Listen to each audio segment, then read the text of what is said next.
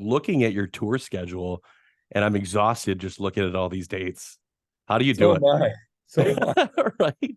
This is 31 dates over 40 days. It's And actually 32. There's one that's not on there. Yeah. okay. Between the start of the tour, which is in Lexington, Kentucky on September 6th, and the last show at Pappy and Harriet's out here in Pioneer Town, which is out in Palm Springs, near Palm Springs. Um, that's 32 shows in there. So What's it? yeah, man. And then I got 5 or 6 more shows for the end of the year, which will bring us, I think, to 97 for the year, 97, 98. And that's saying that there's not going to be any more shows. For the course of 31 years, you haven't taken a year off, from what I can tell. It's I can't afford to, man. I need the work yeah, for my body and for my mind. I sure. I I need to push myself. I need the adversity. And the don't get me wrong, the shows aren't adversity. That's fun, but it's everything getting to and getting from and the work setting it up, all that stuff, Yeah. which I used to kind of brush off is harder than it used to be. But Yeah.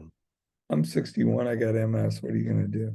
I used to Uh, be able to dance up on stage, and now I'm like, get me a railing. I need a railing. Um, I'm kind of joking, not really, a yeah. little bit, but no, it's harder. It's harder being older. It's harder having MS. It's harder. I had spinal surgery. That all that combined, it just makes it harder. Yeah. But once I'm on stage and I feel the crowd, it doesn't matter anymore. Really, your personal experience is really, I think, what shines through in your music and your writing. And you've always been about the personal aspect of it. And, this morning I was listening. Not so Nope. much though. People think it's all autobiographical. It isn't. I've never said it was. It's just it sounds very personal because I write from the first person. Now, Father of Mine, I'll Buy You a New Life. Yes, those came from personal things. And I'd say about a third of my songs do. But I write from the first person because I like storytellers. Yeah. And another third of the songs, I'll take things from my life and then I'll build a character around it.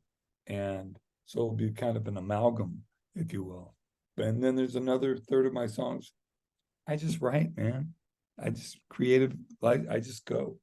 I just come up with an idea and write. And if I do all three and you can't tell the difference, I'm doing my job. Yeah.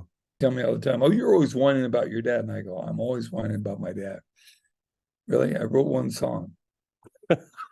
No, man, all your songs are about that. And I go, you've never even listened to my song. Really? How about Swim Out Past the Breakers, Watch the World Die? You didn't write that. Yeah. Yeah. Einstein, I did. Yeah. It just people, it's like there's people who are going to get what I do and people who don't. What an amazing doing exactly what I want without I never kowtowed to the labels. I never did demos. I never had to get approval. I did exactly what I wanted to do. Even when I did really poppy stuff like AM radio, you know, the label's like, oh, doesn't sound like Everclear. I go, I decide what sounds like Everclear. Right. That sounds like Everclear. And there you go. And I'm so grateful for Yeah. the career I've had because of it. And talking about gratitude, and you're very open about your sobriety and, your MS, your diagnosis in 2016. And it was a few years after the fact that you came public to it. And I was reading just today, reading your statement online. Original one I wrote. Yes. Yeah.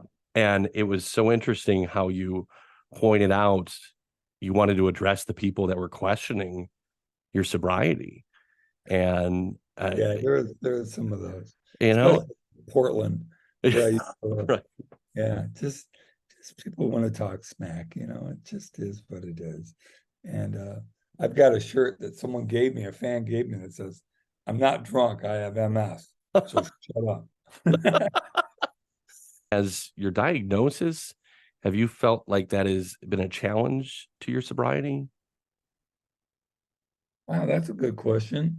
Um, No, no, I've never blamed that. I'm actually, because of my relationship with my higher power, who I affectionately call God, um, and my sobriety for 34 years, and my fellowship that I'm just in uh, a sober fellowship right now that's just amazing. I'm so grateful for it.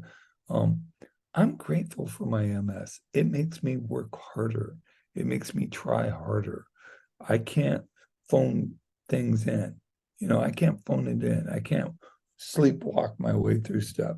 I got to be present every minute of every day.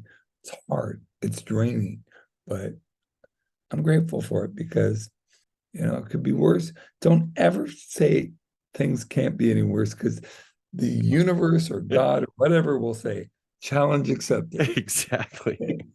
Wait till you see what's coming. Yeah. As a person in recovery myself, I appreciate your time and the work that you do helping other people in recovery. And that and your willingness to talk about it is really an inspiration to me and to a lot of other people. So, Well, thank you for that, and thank you for having the bravery to admit that. I think by doing it, we make ourselves, for one thing, we have nothing to be ashamed of. That's what we were, not how we are now. mhm. And um, I like being of service to people. Thank you for having me on the show.